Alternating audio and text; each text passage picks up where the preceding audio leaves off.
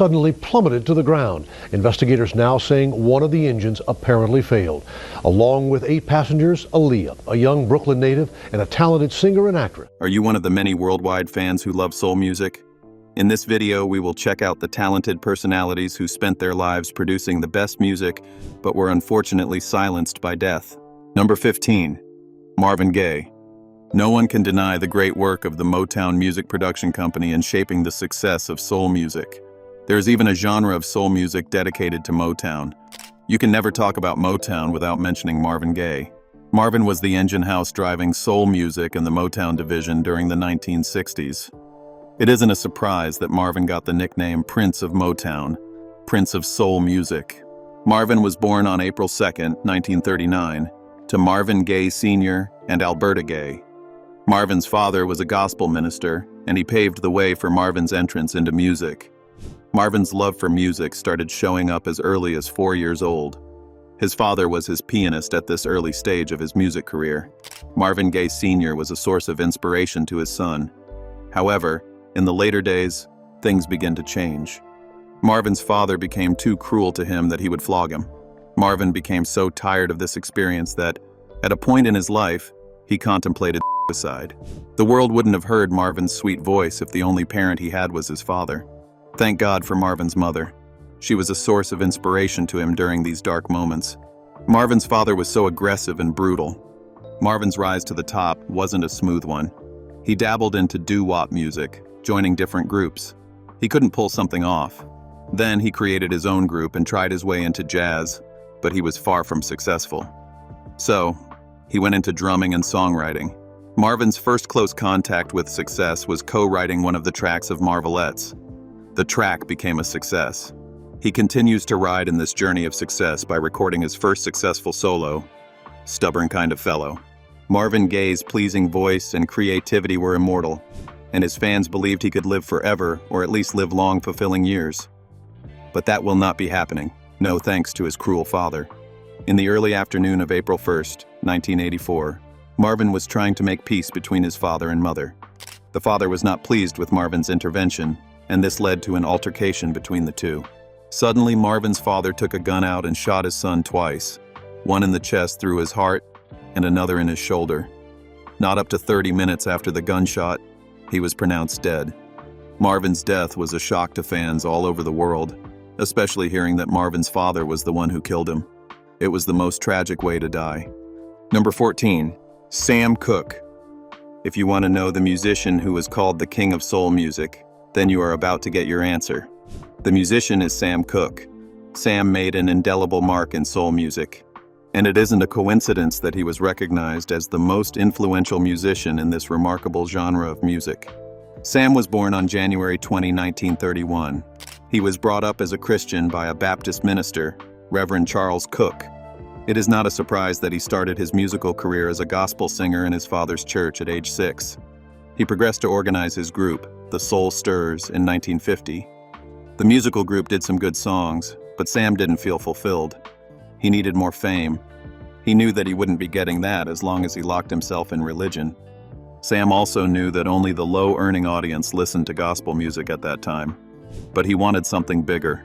In 1956, he did his first secular song, Lovable, under another name. Eventually, he was recognized by his voice. Sam's secular song was not a borderline song like Little Richard, whose song's lyrics are a little bit religious and worldly and morally accepted. During his 8-year career, he released 30 singles that charted on the Billboard. Sam's sweet and rich tenor voice made an incomparable path of success for him. His great works are You Send Me, Cupid, Bring It Home to Me, Another Saturday Night, and other great songs. Sam continued his success story by becoming one of the first black artists to own a record label. This momentum of success was cut short by his tragic death on the 11th of December, 1964. The incident that led to his death happened at Hacienda Motel in South Central Los Angeles. He was fatally shot by the manager of the hotel, Bertha Franklin, on the grounds of self-defense. Initially, Franklin was charged in court with murder, but after several investigations, the case was dismissed. Number 13. Otis Redding. Otis Redding is another soul musician who started his musical career as a gospel singer. Otis Redding Sr., his father, is a sharecropper who also preaches at local churches around. Otis's journey into music started by joining the Baptist church choir. The multi-talented young musician not only sang in the choir, but also learned critical musical instruments. He was born on September 9, 1941. As Otis continued to grow older, his musical ambition continued to experience progress. He was able to get his first music recording contract with the Booker T and the MGs. He recorded his first solo, Hey Hey Baby, and The Arms of Mine. The song was released by Volt Record on October 1962.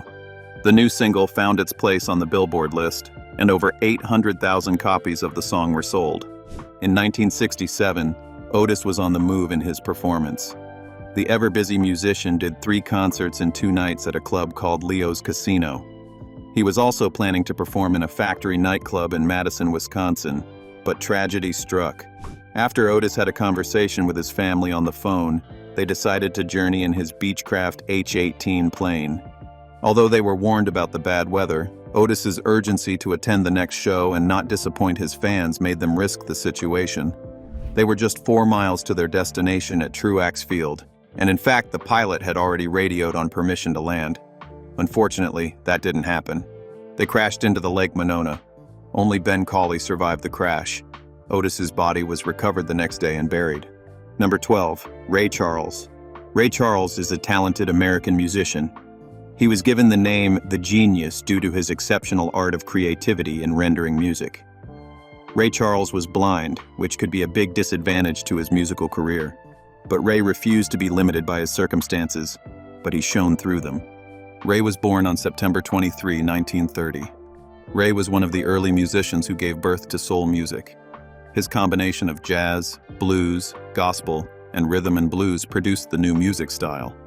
In the 1960s, he also took the bar higher by collaborating with country music, pop, and rhythm and blues to form a new style of soul music. Ray moved from the Atlantic music label to ABC Paramount in 1960. He recorded the hit song Georgia in My Mind. The song was a remarkable success in that it earned him 4 Grammy Awards. As Ray was achieving success, he also had struggles. One such struggle was in 1961 when police came to his house for a search. They saw heroin in the house. The case almost put a long pause on Ray's career, but he fought through and won. Another incident that proved more catastrophic was his near-death experience when the pilot of their plane lost visibility. The pilot lost his visibility because he failed to use the defroster, which covered the plane's windscreen in ice. They miraculously escaped through the incident. Even though he faced a lot of ups and downs in his music career, Ray never gave up. He kept waking up strong even in his early 70s. However, on June 10, 2004, he had a terrible liver failure at his home in Beverly Hills, California. He couldn't survive the ailment, so he died of it at age 73, even though Ray believed he had more to give after having his hip replacement surgery a year before. Death proved everybody wrong. Number 11. Aretha Franklin. The beautiful queen of soul music, as she was popularly called, was born on March 25, 1942. Aretha's great work in music placed her in the record of the Rolling Stone magazine as the greatest singer of all time. Just like many other soul musicians, Aretha started her musical career singing gospel songs in New Bethel Church, where her father, C.L. Franklin, was a minister. C.L. Franklin was a popular preacher, and his popularity made a path for Aretha to ride on in her music career. He was her music manager at the early stage of Aretha's career. Aretha decided to move to soul music in the 1960s under the Universal Music record. She got her father's consent, but she couldn't reach the high spot in her career, although she made some little achievements with tracks like Today I Sing Blues, It Won't Be Long, You Made Me Love You. She ended up accumulating debt in the music label, so she had to leave to join Atlantic Records. The move proved to be the turning point in her career. She made her debut album, I Never Loved a Man the Way I Love You. The album sold gold and was a big commercial success. Aretha continued her success streak, joining other record labels like Arista Records and producing top charting music. Aretha had always had health issues connected to weight loss and tumors. However, she was held down by a more serious ailment on August 13, 2018. It was revealed that she is suffering from malignant pancreatic neuroendocrine tumor, a type of pancreatic cancer. The sickness revealed the reasons for her years of health struggle, especially around 2013 when she canceled 2 shows over an undisclosed ailment. Aretha died 3 days later, and she was celebrated by several top-rated celebrities, politicians, and people who were highly influential. Number 10. Curtis Mayfield. The gentle genius Curtis Mayfield is a successful American musician, songwriter, and guitarist with major undeniable influence.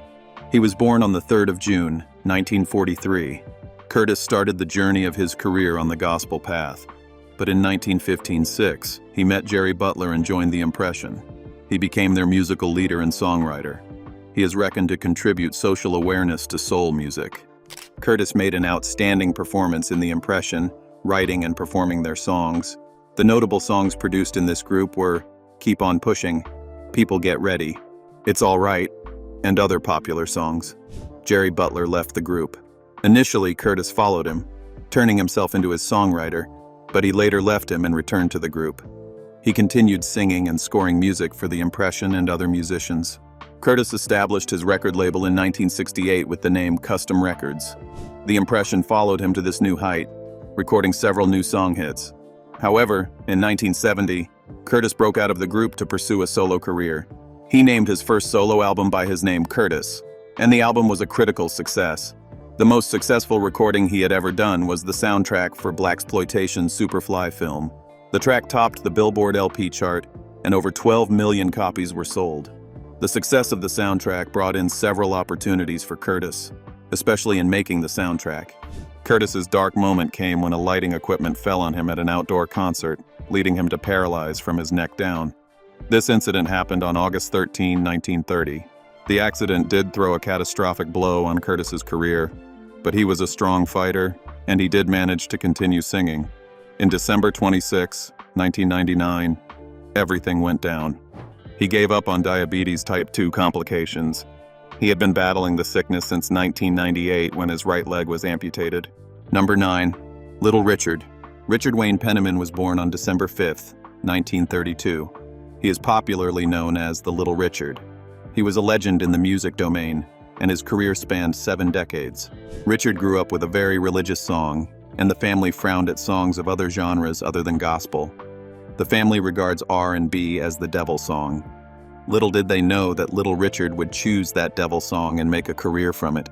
Richard's biggest hit was Tutti Frutti. The song made number 2 on the Billboard chart and was recognized as the most selling R&B song. The great success was followed by Long Tell Sally in the same 1956. After some transformational experience, Little Richard decided to leave secular music to pursue gospel music. He decided to let go of the wildlife and party lifestyle. The decision didn't hold for long as he went back to secular music in 1962. In later years, he returned to the gospel. In 1985, Richard was involved in an accident, leading him to suffer from a broken right leg, broken ribs, and head and facial injuries. This injury brought walking issues in 2007. On May 9, 2020, he died after being admitted to the hospital for 2 months. He was 87 years old when he died. Number 8. Amy Winehouse. Talk about a very creative and hardworking young musician with fast success. And then you will talk about Amy Winehouse. In her short career, she has sold over 30 million copies of records worldwide. Amy was born on September 14, 1983. Amy has a little musical background, which is her source of inspiration. Most of the maternal uncles of the young, talented musician were professional jazz musicians. Amy also drew inspiration from Cynthia, her paternal grandmother, who sings jazz and is also married to English jazz saxophonist Ronnie Scott. Amy had several issues in her education due to her dedication to music. She was signed into Simon's Fuller 19 management in 2002. At that point, she was still young and catching up, so she was held down to learn more. However, Amy released her debut album, Frank, on October 20, 2003. The song got a wide, marginal success, planting her among the top musicians. However, the success cannot be compared to the album Back to Black. Her songs have a potent mixture of jazz and are reminiscent of the 1950s and 60s jazz. The album contained popular tracks that charted at the #1 position across the United Kingdom and the United States. Amy won 5 Grammy Awards in 2008, owing to the success of the album, which gave her a position in the Guinness Book of Records. She was recognized as the only female British artist with the highest Grammy Award. She has remained able to sustain the momentum of success till the last days of her life. Fames come with a lot of weird things and wild exposure. Amy was caught in this wildlife and became addicted to substance use and excessive use of alcohol. That eventually caused her mental problems. Amy Winehouse was later killed by excessive consumption of wine on July 23, 2011. The forensic study found 2 large bottles of vodka in her room. Speculations went around that Amy could have died of a substance overdose. Anyway, after her death, the singer broke her second Guinness World Record for the most songs by a woman to simultaneously appear on the UK singles chart. Amy's sudden death was a very tragic story that people don't want to talk about often. Number 7. Aaliyah. Aaliyah is another prominent musician who died in her 20s. Aaliyah was born on January 16, 1976. She has an exceptional voice, which has helped to redefine contemporary R&B music. Her success didn't go unnoticed. Aaliyah's songs take a deep root in soul music. She released her debut album, Age Ain't Nothing But a Number, at 12 years old. Truly, age didn't mean anything in terms of success. The song was a major hit in a world of competition with older and more experienced musicians. The success made her a young music prodigy. She made another album in 1996, One in a Million, and she sold more than 10 copies of the album both at home and abroad. She rode on with her success by taking up acting, even acting alongside the popular Jet Li. Aaliyah was just at the prime of her success, with fans all over the world seeking to have more of her before the tragic incident that claimed her life. On August 25, 2000, Aaliyah went to Abaco Island in the Bahamas to film the music video, Rock the Boat. They traveled in a twin-engine Cessna 404 light aircraft. A few hours after the filming, they decided to return to the United States. They took a twin-engine Cessna 402 light aircraft that was a little lower than the designated airplane. They were anxious to leave for Florida. Unfortunately, the plane crashed a few minutes after takeoff. A deep investigation into the accident revealed that the accident was caused by overloading. The loss of Aaliyah and her 8 crew members was a black day that many celebrities cannot forget easily. It isn't a surprise that big celebrities flooded the 22-year-old music icon's funeral. Number 6. Michael Jackson. Michael Jackson was a popular figure in the music world, and his death shocked the entire entertainment industry across all nations. Did you know that Michael Jackson started his musical career in soul music before moving to pop? He was part of the Jackson 5, who entertained the entire world with their melodious voices and captivating gestures. Michael Jackson would later break out of the group to start his solo career. Michael's solo career was a phenomenal success. He won the hearts of millions of fans all over the world with hits like Off the Wall and the most successful album of all time, The Thriller. The world couldn't have enough of Michael's extraordinary voice and exceptional, electrifying performance. You can still remember Michael's major hits like You Are Not Alone, They Don't Care About Us, and Earth Song, and the list continues. He dropped his last album in 2001 with the title Invincible. Michael's great success was marked with lots of controversy. Controversy circles his change of appearance, relationship, and sexual misbehaviors.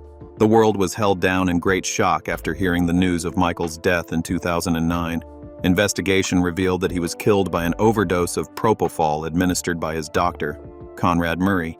Michael's death caused a big change all over the world, with the internet and media houses having a strange traffic surge. His memorial at the Staples Center in Los Angeles was recorded to have over 2.5 billion people all over the world. The death of Michael Jackson not only hit a tragic blow in pop music, but also a massive one to soul music, because they both shared the same roots. Number 5. Angie Stone. Angie Stone was born on December 18, 1961 in Colombia. She kick-started her music career by singing gospel songs at First Nazareth Baptist Church in Colombia, under the leadership of Reverend Blakely N. Angie. Her path to music was paved by her father, who was part of a local gospel quartet. The superstar musician has bigger plans for herself beyond gospel music. In the late 1970s, she formed a rap trio by the name of The Sequence. The Sequence didn't achieve a remarkable success. In regards, she began to try out different music groups and was featured in several musical songs, either as a singer or songwriter. Angie has a first shoot at success after signing a contract with Arista Records in the 1990s. On September 1999, she released her album, Black Diamond. The album climbed to the top 10 on the Billboard chart, and it was certified gold by RIAA. Angie continued her music production energy by producing her 9th album in 2019. Her great work earned her 3 Grammy nominations. She also won 2 Soul Train Lady of Soul Awards. The The tragic incident that killed Angie Stone happened on March 1st, 2025, when she was returning from a Mardi Gras concert in Mobile, Alabama. She was traveling with her band in a Mercedes-Benz Sprinter to Atlanta. Suddenly, the vehicle was hit by a Freightliner Cascadia semi-trailer truck. She was the only one who died in the accident. Her death sent a shock to her fans all over the world. She was well celebrated at her funeral as a result of her outstanding work. Number 4. James Brown. When it comes to a musician who puts strong energy into music, you can give it to James Brown.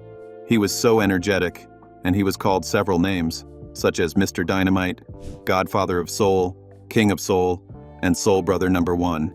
We cannot exhaust the great work of James Brown, but we can only touch on the major work of this great and hard-working musician. James Brown was born on May 3, 1933. James grew up in a very poor background, leaving him hungry to succeed and make a name for himself. He started his musical career as a gospel musician. Then he joined the Flames, who were first called Bobby Byrd's group in 1954. After the group collapsed due to the exit of different members, James personalized the group and released the song Try Me in 1958. The song occupied the top position on the Billboard R&B chart. James Brown revolutionized the soul music genre by introducing different styles and skills. Brown tried a wide range of areas, taking up dozens of singles and studio albums. He also had 2 successful live albums. They include Live at the Garden in 1967, Live at the Apollo, Volume 2 in 1968, and a television special in the same year. James Brown, Man to Man. James Brown's musical exploit was restricted to one domain. He was successful in studio records, live performance, band leader, and also solo career. However, the hard-working musician gave up to congestive heart failure, resulting from complications of pneumonia. He died on Christmas Day in 2006 at age 73. Many prominent artists graced the funeral of James Brown. This shows the big impact he made in the music world. Number 3. Whitney Houston. The next time you seek a performer who has the highest award of all time, the artiste to pick is Whitney Houston. Whitney was born on the 9th of August, 1963. The song I Will Always Love You is an emotional song crafted in an excellent voice and rhythm. It isn't a surprise that the song became the best-selling single by a woman in history. Whitney is the epitome of success. Her first album, My Love Is Your Love, in 1998 produced a remarkable success. This success turned Whitney into a diamond in that she became the most sought-after musical artist of that time. When she wanted to renew her contract with Arista, she recorded 2001. The contract is valued at $100 million, which is one of the largest recording deals of all time. Out of her outstanding achievements, she is reckoned as one of the best-selling music artists of all time. She sold more than 220 records worldwide. In recognition of her successful works, she was inducted into multiple halls and walks of fame. Guinness World Records named Houston the highest-earning posthumous female celebrity. The incident that marked her death was strange. She was unconscious in Suite 434 at the Beverly Hilton. She was submerged in the bathtub. Investigations revealed that she might have drowned after losing control due to her intake of cocaine. The death of Whitney Houston coincided with the 54th Annual Grammy Award. In regards, she was given the second highest rating tribute in the history of Grammy Awards. Number 2. Teddy Pendergrass. Theodore DeReese. Pendergrass was the Philadelphia guy born on March 26, 1950. He started his first successful career in Harold Melvin's and the Blue Note, beginning as a drummer and later progressing to the lead singer in the group. However, issues resulting from low earnings led Pendergrass to break out of the group and start a solo career in 1976. He had a major success in his solo career under the Philadelphia International label.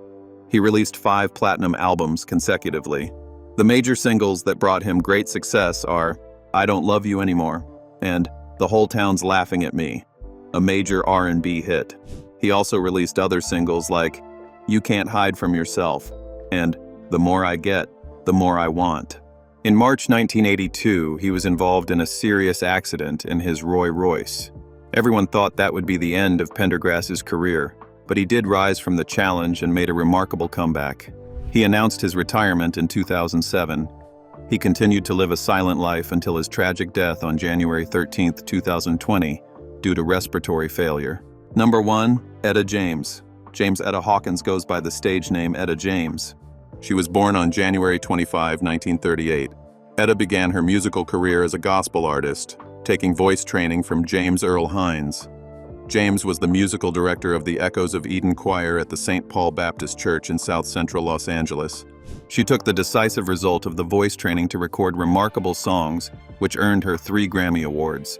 Her debut album, At Last, took the height of success.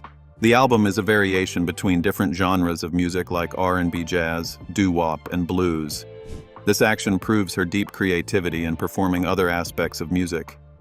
James' musical career was marked with ups and downs, rising through different challenges, including substance usage and record struggles. However, she took the record for performing at the top jazz festivals in the world, such as the Montreux Jazz Festival in 1997, 1989, 1990, and 1993. James was taken to the hospital on January 20th to treat an infection caused by MRSA. She was also diagnosed with another sickness, which she continues to struggle with. But she couldn't survive leukemia after giving up the struggle for her life on January 12, 2012 at the age of 23. Which soul artist's death shocked you the most? Let us know in the comments as we celebrate the legends who brought us joy through music and performance. Don't hesitate to like, share, and subscribe to this channel.